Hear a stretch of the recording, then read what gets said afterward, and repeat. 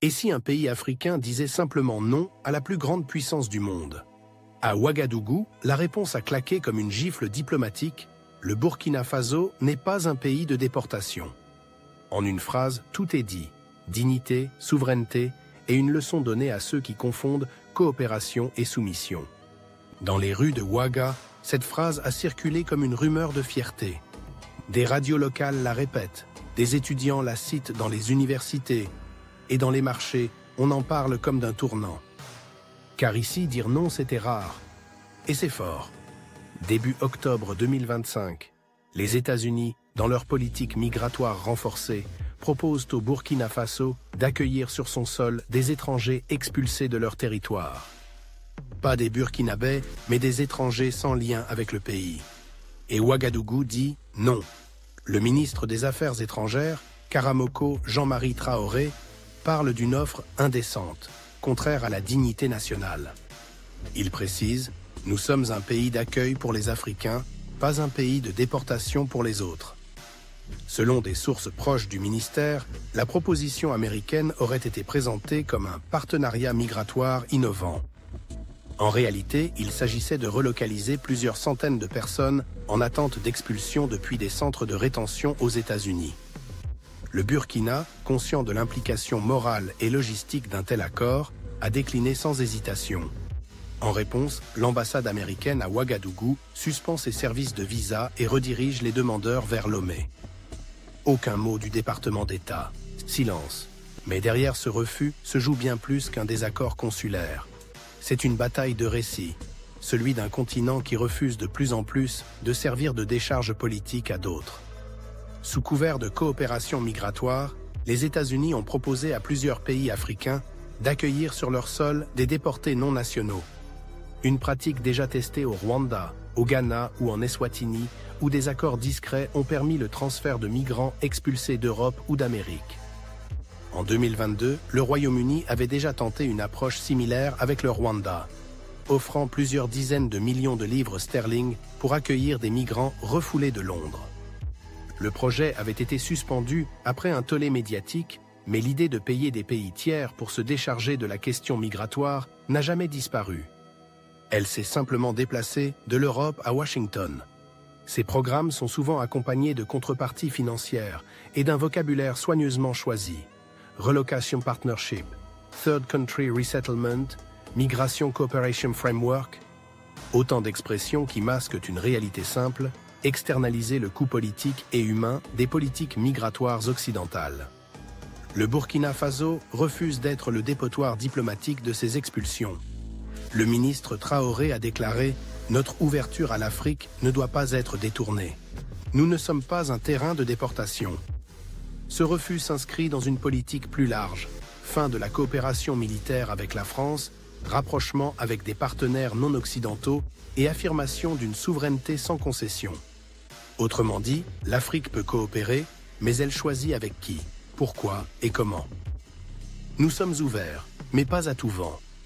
Ce n'est pas la première fois que le Burkina prend une telle position. En 1986 déjà, Thomas Sankara refusait de suivre la ligne diplomatique imposée par Washington et Paris sur la guerre froide. Je cite, « Notre place n'est pas à choisir entre Est et Ouest, mais entre la dignité et l'humiliation. » Fin de citation. Les conséquences sont immédiates. Suspension des services de visa à Ouagadougou, redirection vers Lomé au Togo et réaction sobre mais ferme. Nous n'avons rien perdu, car la dignité ne s'achète pas avec un visa. Et vous? Que vaut la souveraineté d'un État? Si vous pensez qu'un pays africain a le droit de dire non, likez, abonnez-vous et partagez cette vidéo pour que cette voix se fasse entendre. La première lecture de cette affaire, c'est la souveraineté. Le droit d'un État à dire « Non, nous décidons seuls qui entre sur notre sol ». Le refus du Burkina Faso n'est pas un caprice, mais un acte de politique étrangère assumé. Le principe est simple. Accepter sur son territoire des étrangers sur ordre d'un autre, c'est abandonner un morceau de sa propre autorité. C'est ce qu'explique le juriste burkinabé Abdoul Karim Zongo. L'indépendance n'est pas qu'un drapeau et un hymne, c'est le droit de dire non à ce qui contredit nos valeurs. C'est exactement ce que Traoré a voulu éviter, créer un précédent dangereux où la diplomatie devient une forme de délégation de souveraineté. Au-delà de la légalité, il y a la symbolique. Le Burkina Faso, pays de Thomas Sankara, revendique une tradition politique de refuser l'humiliation, même subtile. Et dans ce dossier, l'humiliation, c'est d'être traité comme un terrain d'atterrissage pour les refoulés du Nord.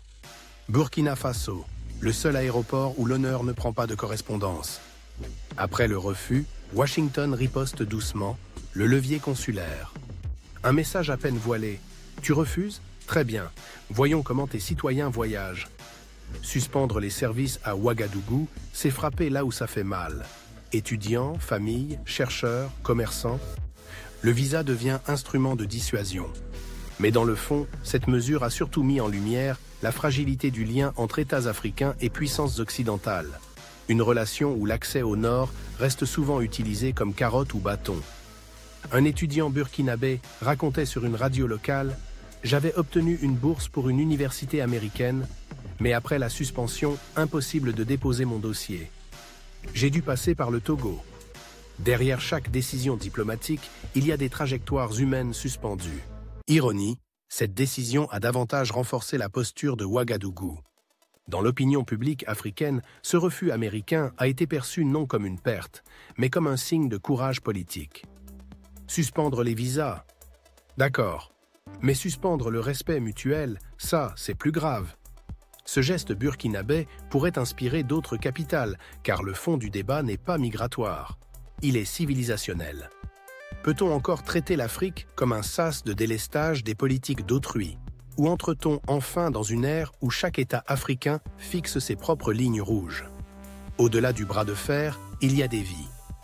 Des migrants, souvent originaires d'Afrique ou d'Amérique latine, en situation irrégulière aux États-Unis.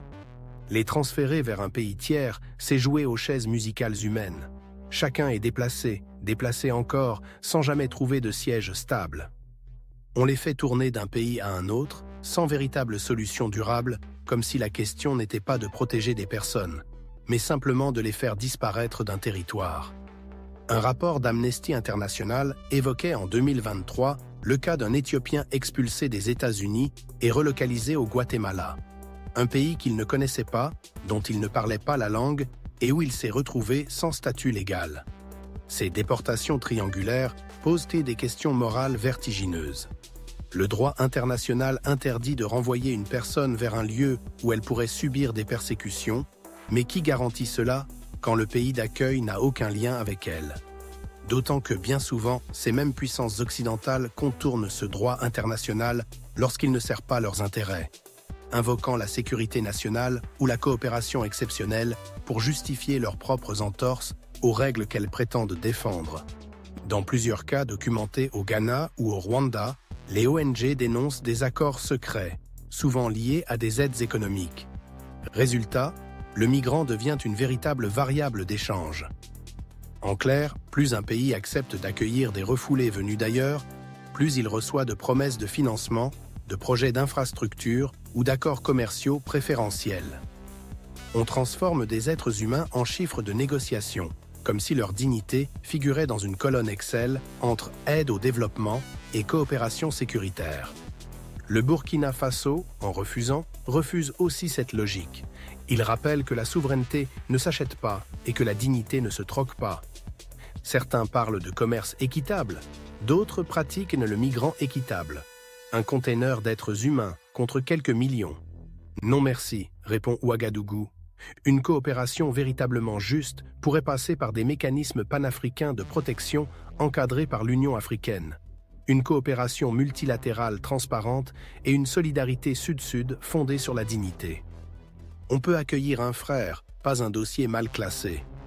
Le 10 octobre 2025, le Burkina dit non à la demande américaine d'accueillir des étrangers expulsés. En réaction, Washington suspend ses services de visa à Ouagadougou. Le mot-clé, c'est dignité. L'enjeu, souveraineté et droits humains. L'Afrique n'est plus un terrain d'exécution, mais un espace de décision. Si tu penses que la souveraineté est une stratégie, pas un slogan, partage cet épisode maintenant. Plus nous sommes nombreux à le faire, plus le récit change et moins on le subit. Ce refus n'est pas un geste de rupture, mais un acte de cohérence. Il rappelle que la dignité d'un pays ne se mesure pas à la taille de son économie, mais à la clarté de ses principes. Et il pose une question essentielle. Quand une nation dit non, que voit-on? De l'arrogance ou la simple affirmation de son droit à exister debout? Le Burkina Faso n'est pas un pays de déportation. En 2025, cette phrase est devenue plus qu'une réponse diplomatique. C'est un symbole de souveraineté africaine. Et vous, pensez-vous que l'Afrique doit fixer des lignes rouges diplomatiques face aux puissances extérieures?